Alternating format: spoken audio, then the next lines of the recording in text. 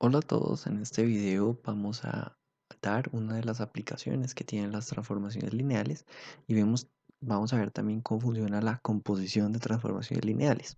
Recuerden que las transformaciones lineales funcionan como si estuviéramos hablando de una función. Entonces las funciones uno las puede componer, ¿cierto? Para tener un efecto amplificado. Lo mismo vamos a hacer con las transformaciones lineales. Bueno, entonces la primera aplicación es, por ejemplo, digamos que yo quiero hacer una transformación que consista en lo siguiente, que consista en rotar el vector B, ¿listo? Un ángulo, un ángulo teta, ¿listo? Y resulta que de lo que más nos debemos guiar acá es que, pues, lo que podemos ver es que una transformación lineal eh, queda determinada si se conoce el efecto que tiene en una base.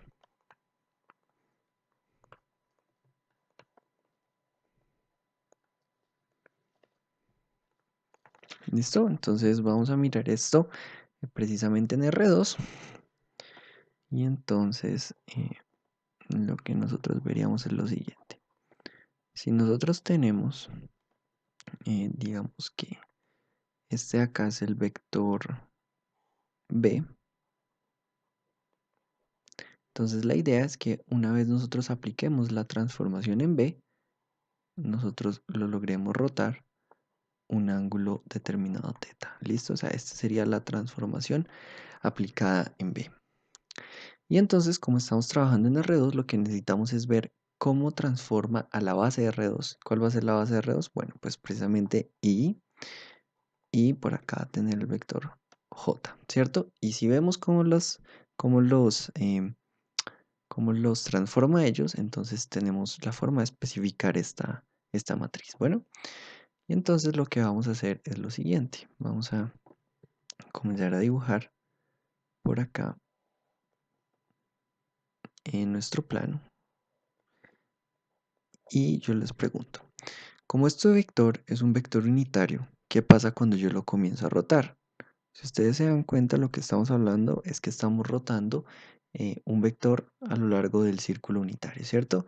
O sea que acá siempre se va a cumplir, se va a cumplir que el radio vale precisamente 1, ¿cierto? Ok, bueno, eso es algo importante. Ahora, yo quiero que pensemos en lo siguiente. Si yo tengo acá que mi vector y quedó por acá, listo, este va a ser mi vector y porque lo moví un ángulo acá, teta. Entonces yo les pregunto quiénes van a ser las coordenadas de nuestro y rotado un ángulo teta. Entonces ahí podríamos tratar de mirar un triángulo, ¿cierto? Y darnos cuenta, por ejemplo, de que el coseno de teta es precisamente ¿quién? El lado adyacente, que no sabemos quién es, ¿cierto? Sobre mi hipotenusa, que mi hipotenusa vale 1. Pero precisamente mm, ese coseno de teta lo podemos llamar que vale la coordenada que sea que marque aquí en X, ¿cierto? X sobre precisamente la hipotenusa, que es 1. De esta manera tendríamos que la coordenada X es precisamente el coseno de teta, ¿cierto? Que ustedes me hubieran dicho, bueno, pero eso también lo sabemos de la ecuación del círculo. Sí, es verdad. Y ahora a la altura por acá que queda, o sea, este lado de acá, lo podemos llamar que vale y ahí nosotros tenemos que el seno de teta es precisamente y sobre 1, ¿cierto? O sea que la siguiente coordenada va a ser el seno de teta. Ahora, ¿qué pasa con nuestra base? ¿Qué pasa con J? Entonces J quedaría rotado por el mismo ángulo. ¿Y ese ángulo dónde lo veríamos? Ese ángulo teta lo vemos acá, pero sigue siendo teta, sigue siendo el mismo teta, ¿cierto? Ok, y entonces yo sé que esa hipotenusa de un triángulo que yo voy a armar sigue valiendo 1. Si este lado de acá yo lo llamo que ese lado es precisamente en nuestro lado X, ¿cierto? Y el lado que está con el eje, lo voy a llamar el eje Y. Entonces, ¿yo qué voy a tener acerca del seno de teta? El seno de teta va a ser ¿quién?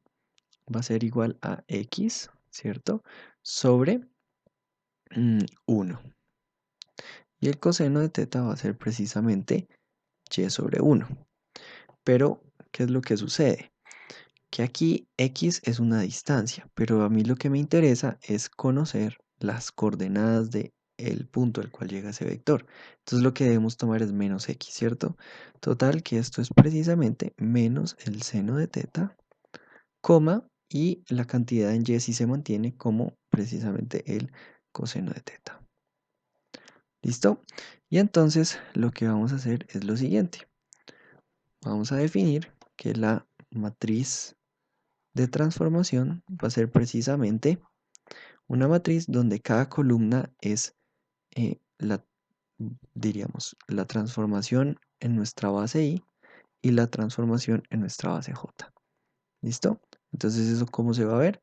Se va a ver como que nuestra primera columna es precisamente lo que se volvió I, que I se volvió el coseno de teta y el seno de teta. Y que se volvió J, J se volvió menos el seno de teta y el coseno de teta. Una forma fácil de memorizar la matriz de rotación es darse cuenta que la primera columna es coseno de teta, seno de teta y la columna de la derecha es la derivada. O sea, la derivada de coseno de teta es menos seno de teta y la derivada de seno de teta es coseno de teta. Bueno, esa es una manera de representarlo. Ok, ¿eso qué significa? Pues, ¿cuál es la matriz de rotación de 30 grados? Bueno, pues esa matriz va a ser el coseno de 30 grados, que es la raíz de 3 sobre 2, el seno de 30 grados, que es 1/2, menos el seno de 30 grados es menos 1/2, ¿cierto? Y el coseno de 30 grados sigue siendo la raíz de 3 sobre 2. O sea que esa matriz esperaríamos nosotros le dé la vuelta a nuestros vectores. ¿Ok? Y bueno, ¿y cómo funciona eso? Ah, no, sencillamente lo que vamos a decir es que esa transformación va a ir precisamente desde R2 y va a llegar también a R2. ¿Y en qué va a consistir? Pues que T evaluada en un vector B, ¿cierto? Va a ser precisamente el vector B y aquí atrás multiplicado por nuestra matriz de transformación, ¿listo? Es decir, que la matriz de transformación por nuestro vector es la manera como nosotros podemos ver ese ejemplo, ¿listo? Entonces, si hubiéramos visto el vector, no sé, 1, 1, ¿qué pasa con el vector 1, 1 cuando uno lo rota 45 grados? Queda montado, ¿cierto? Sobre el eje Y. Entonces miremos precisamente cuál sería el efecto. Entonces de tener el coseno de 45 grados, el seno de 45 grados, aquí entonces menos el seno de 45 grados y aquí el coseno de 45 grados, que multiplican al vector 1, 1. Entonces esto va a ser, ¿quién es el coseno de 45 grados? La raíz de 2 sobre 2, ¿cierto? Menos la raíz de 2 sobre 2. Y abajo, ¿qué nos va a quedar? Abajo nos va a quedar la raíz de 2 sobre 2 más la raíz de 2 sobre 2. Y entonces, ¿qué va a hacer esto? Esto va a ser lo mismo que tener arriba 0 y abajo tenemos 2 veces la raíz de 2, ¿cierto? Sobre 2. Entonces, esto es lo mismo que tener 0 raíz de 2. Y tiene bastante sentido porque si nosotros vemos el módulo, el módulo del vector 1, 1 es precisamente la raíz de 2. ¿Sí? Entonces, eso es algo que podríamos esperar de este resultado. Bueno, sí, porque es el mismo vector, ¿no? Y se movió y quedó la componente en cero, que era lo que nosotros esperábamos. Ahora, ¿qué pasa con la composición? ¿Listo? Entonces, digamos que yo quisiera ver una transformación que haga lo siguiente. Yo tengo un vector, otra vez. llamado el vector b, y yo quiero que la transformación sea que me amplifique ese vector por un factor de 2. O sea, que la transformación de b sea sencillamente 2 veces el vector b. Entonces, ¿quién va a ser el vector i? El vector i va a pasar ahora a ser 2, 0. ¿Y quién va a ser ahora el vector j? Va a pasar a ser el vector 0, 2. Bueno, escritos en columna. ¿Qué esperaríamos nosotros de esta matriz de transformación? Que sea precisamente la matriz 2, 0, 0, 2. Y ahora yo les pregunto, ¿qué pasa si yo lo que quiero es que la transformación de B sea amplificar B por 2 y rotar B, digamos, 30 grados? ¿Listo?